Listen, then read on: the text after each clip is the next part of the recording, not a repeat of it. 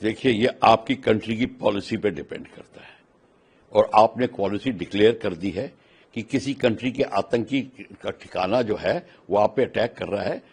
जो नॉर्मल कार्यक्रम होता है कंट्रीज में, आप external affairs minister to external affairs minister, prime minister to prime minister वार्तालापें होती हैं कि भैया अपनी अपनी आतंकवादियों की गतिविधि छोड़ दीजिए, आप पे अटैक आ रहा है, जो हिंदुस्तान ने 100 बार कर दिया था।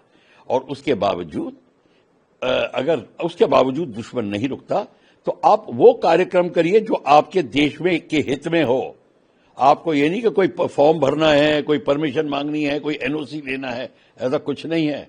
आपने एक बार बता दिया, यहां तक कि यूनाइटेड नेशंस में बात चली गई है, वर्ल्ड ओपिनियन आ गई है, पाकिस्तान को लोग कहते हैं और यहां के कई कंट्रीज ने उनको टेररिस्ट स्टेट भी डिक्लेयर कर दिया है। इसके होते हुए भी हमारे एक्सटर्नल अफेयर मिनिस्टर ने ये चेतावनी दी कि देखिए, हम अटैक कर रहे हैं टेररिस्ट ठिकानों पे, मिलिट्री बेसिस पे नहीं कर रहे हैं। हमारी एडवाइस है कि आप इस सारे कार्यक्रम से बाहर रहिए। अमेरिका उसकी आर्मी को कहा, पर आर्मी ने एडवाइस नहीं मानी और उनके इसमें भाग लिया। जब भाग लिया तो इसका मतलब आर्मी भागीदारी थी। पर अगर मैं अकेला यही सोच रहा होता, मेरे पे बात छोड़ दी होती, मैंने पहले ही कह दिया है पाकिस्तानी आर्मी तो आतंकवाद का आका है, पाकिस्तान आर्मी ही पैदा कर रही है, मैं तो उसके हेडक्वार्टर पहले ही अटैक कर देता, मैं ये चेतावनी भी ना देता। ये जो एक्सटर्नल अफेयर्स मिनिस्टर ने कहा, ये एक्स्ट्रा करा भले मानसी के कारण, भारत की महानता के कारण और ह्यूमैनिटेरियन एंगल को लेके जो भारत ने स्टेप उठाया, बड़ा सराहनीय है। ये बहुत कम कंट्रीज में इतना सेल्फ कंट्रोल होता है जो हमारे एक्सटर्नल अफेयर्स ने करके दिखाया। कोई क्राइम नहीं है इसमें, कहां क्राइम है? कोई क्राइम ही नहीं है। क्राइम तब होता है जब आप लड़ाई के दौरान, आपकी लड़ाई हो रही है। By the way, Geneva convention, war is not a crime but not fighting the war. अगर लड़ाई आप गलत तरीके से करें वो क्राइम है। जिनेवा कन्वेंशन में आप अटैक दुश्मन पे कर रहे हो, ठीक है, पर उसके सिविलियंस पे अटैक कर रहे हो, गलत है। गलत वेपन का इस्तेमाल कर रहे हो, बैंड वेपन्स का इस्तेमाल कर रहे हो, वो क्राइम है। पर आप अपने वेपन से अगर दुश्मन के खेमे पे अटैक कर रहे हो, वो जिनेवा कन्वेंशन के तहत क्राइम है ही नहीं। पर अगर अटैक के टाइम आप गलत अस्त्रों का उपयोग कर रहे हो जो बैंड है, या गलत तरीकों का उपयोग कर रहे हो, वो क्राइम है। कि ऐसा कोई रूल नहीं।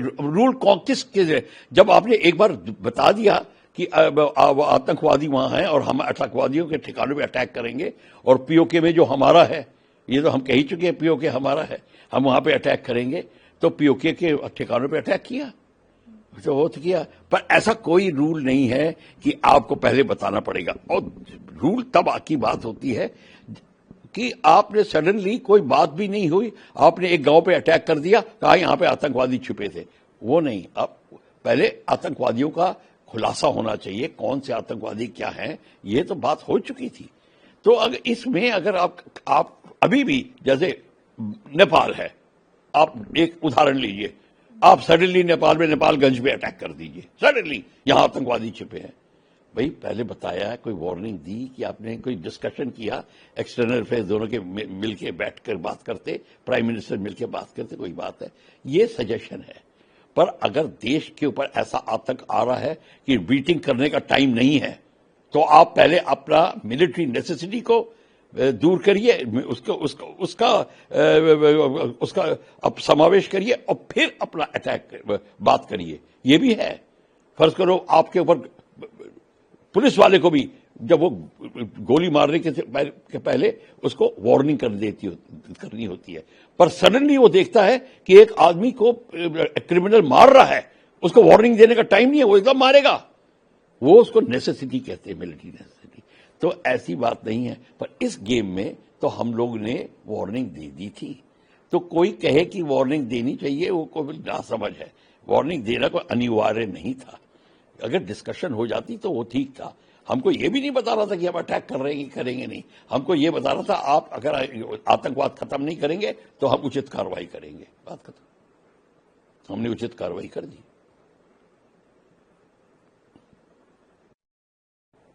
Yes, sir. The same question. You see, the attack on Pakistan terrorist establishments took place. External Affairs Minister warned Pakistan that please we are going to attack after so many warnings the terrorist camps, which you also say that you are also suffering from terrorists. So we are going to now attack. You better keep out of it. We are not attacking the military targets. And our advice is you keep out of it. And Pakistan did not take that advice. They interfered when we attacked. When they interfered, it means now military is taking action against us. Then the military targets become very legal. And that's what happened. So this is where it is. In a normal diplomacy, it is always if two countries are living peacefully and suddenly one country feels that some terrorist element is operating from there, first thing you must tell the country, please take care of your terrorists. They are doing this, launch a complaint or something like. There are United Nations, there are other forums. As a civilized country, we do that. Having done all that, if the country does not behave, and they say, well, two hoots to you, we will still attack, or or these terrorists are freedom fighters, or they say that we can't help it, they are attacking us also. Then we tell them, we are going to attack them. You better keep out. And that's what happened. So this is how the whole thing proceeded. When Pakistan Army interfered, they automatically became the target of our legal attacks. And all the attacks were done absolutely in a legal manner. The means of warfare and the methods of warfare were totally legal. So we did not undertake anything like attacking civilians or using a banned weapon or something like the chemical warfare or biological warfare. Nothing of the sort. We carried out a normal conventional attack that was very accurate. And by the way, accurate attack is also a requirement. When you are attacking, you better be accurate so that collateral damage does not take place. We were very accurate to the last meter. So that's it.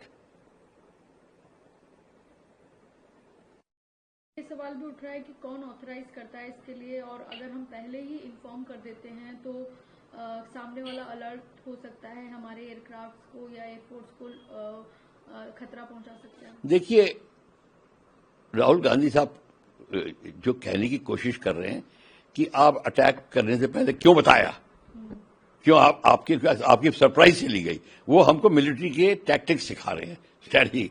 वो कह रहे हैं कि आपने क्यों बताया. भाई, उनको बताना इसलिए जरूरी था, हम टेररिस्ट पे अटैक कर रहे हैं, तुम्हारे पे हमला नहीं कर रहे. ये बताया उन्होंने और बिल्कुल ठीक था, उसमें बताया उन्होंने. और अगर उसके ऊपर जब हमने एक बार डिसीजन ले लिया तो एयरफोर्स ने डिसाइड किया हम ये वेपन यूज करेंगे, ये मेथड यूज करेंगे, ये एयरक्राफ्ट यूज करेंगे. इसमें क्या कोई सवाल पैदा नहीं होता कि किसी को और को बताना पड़े. जब एक बार क्लियरेंस मिल गई है आर्म फोर्सेस को कि आप लड़ाई का हुक्म मिल गया है, लड़ाई का हुक्म जब मिल जाता है तो कमांडर पर डिपेंड करता है कि वो कौन सा वेपन यूज करे, किस टाइम यूज करे, कैसे यूज करे. ये उसके ऊपर पॉलिटिकल लीडर नहीं इंटरफियर करता. वो इसलिए नहीं करता क्योंकि अगर फर्ज करो कोई केस इंटरनेशनल क्रिमिनल कोर्ट में जाता है तो फौज ये ना कह दे कि हम तो अटैक नहीं करना चाहते थे, हमको तो पॉलिटिकल लीडर ने बोला था, हमने अटैक कर दिया. जैसे सेकेंड वर्ल्ड वॉर में हिटलर के लिए कहा जाता था, we were order to kill. ये नहीं. इसीलिए ये जिनीवा कन्वेंशन में रूल है कि it is the commander's responsibility to choose the weapon, the way of attack, the method of attack and time of attack. It is the commander's responsibility. तो ये है. पर राहुल गांधी साहब को ये सब पढ़ना पड़ेगा, तब वो समझ जाएंगे. नहीं, उसे हम कोई भी समझा सकता है. और इसमें हमारे कितने एयरक्राफ्ट गए, खुशकिस्मती से हमारा कोई एयरक्राफ्ट नहीं गया, पर सारे पायलट सेफली वापस आ गए.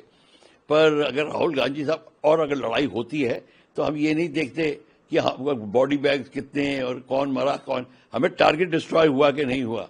कोई गिरते हैं शाह सवारी मैदान जंग में, वो तिफल क्या गिरेंगे जो घुटनों के बच चले. तुम बैठे हो यहाँ पे अपने सोफों के ऊपर बात कर रहे हो जंग की, वो बात होती है.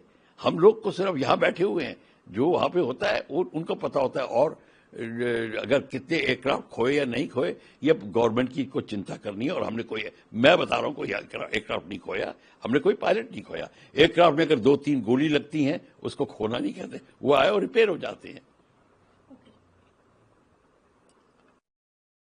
statement, Rahul Gandhi said that informing Pakistan at the start of our attack was crime. Who authorized it, and how many aircraft did our Air Force lose as a result? First thing is, the definition of crime should be met properly. There is nothing wrong if you do an extra humanitarian act. Is not a crime at all. What he is trying to say, it was bad tactics to tell Pakistan, because Pakistan became alert that you are going to attack them and you are going to attack the terrorist camp, so that they should save them. So they were ready. That's what he's trying to say. No, that's not the case. If we are going to violate the sovereignty of a country, and the terrorist camps lies within that territory, or it is a disputed territory, which is ours and Pakistan is claiming, and even if it is not there, any terrorist place which may house civilians, etc., also, surroundings by civilians, if that is to be attacked, we are going to attack that.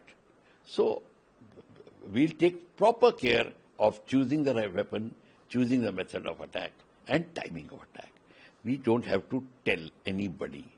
In fact, and not only this, even if we tell, it is not a crime at all, because we did it for the humanitarian sake. And I personally feel Rahul Gandhi Sahab should not bother so much as to what happened. And if he's trying to say that you please attack Pakistan without telling them, then he must declare it in so many words, that India must attack Pakistan without warning Pakistan. He should clearly state it. If he clearly stated, then his statement will be considered. Media will consider it. People will consider what is validity of such a statement. VK News, राष्ट्र के नाम।